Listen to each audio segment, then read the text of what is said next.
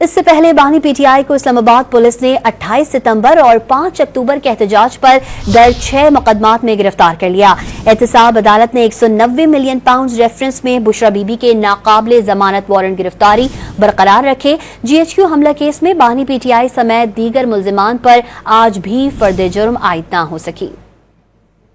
P T I اور دیگر ملزمان فرد جرم سے بچ گئے۔ جی ایچ کیو حملہ کیس میں انسداد دہشت گردی عدالت میں آج بھی فرد جرم عائد نہ ہو سکی۔ فرد جرم کے کیس کی سماعت 5 دسمبر تک ملتوی کر دی گئی۔ کیس میں ملزمان کے وکلاء نے انسداد دہشت گردی کی دفعات چیلنج کر دی۔ PTI legal team کی جانب سے 23 ATA کی درخواست دائر کی گئی۔ وکلا صفائی نے بتایا کہ مقدمے میں دہشت گردی کی دفعہ کا اطلاق نہیں ہوتا۔ مقدمے میں دہشت گردی کی دفعہ ختم کی جائے۔ مقدمے کی سماعت انسداد دہشت گردی کی خصوصی عدالت کا دائرہ اختیار نہیں۔ وکلا صفائی کی درخواست پر کل سماعت ہوگی۔ بانی پی ٹی آئی کی مشکلات مزید بڑھ گئیں۔ بانی پی ٹی آئی کو 28 ستمبر اور 5 اکتوبر احتجاج کے مزید 6 کیسز میں گرفتار کر لیا گیا۔ اسلام آباد کے تھانہ نیو ٹاؤن میں درج مقدمات میں بانی پی ٹی آئی پر دفعہ 144 کی خلاف ورزی، جلاؤ گھراؤ اور کالج سرکار میں مداخلت کی دفعات لگائی گئی ہیں۔ دوسری طرف راولپنڈی کی انسداد دہشت گردی عدالت نے مجموعی طور پر 7 مقدمات میں جوڈیشل ریمانڈ پر جیل بھیج دیا۔ جوڈیشل ریمانڈ ہونے کے بعد جیل پولیس نے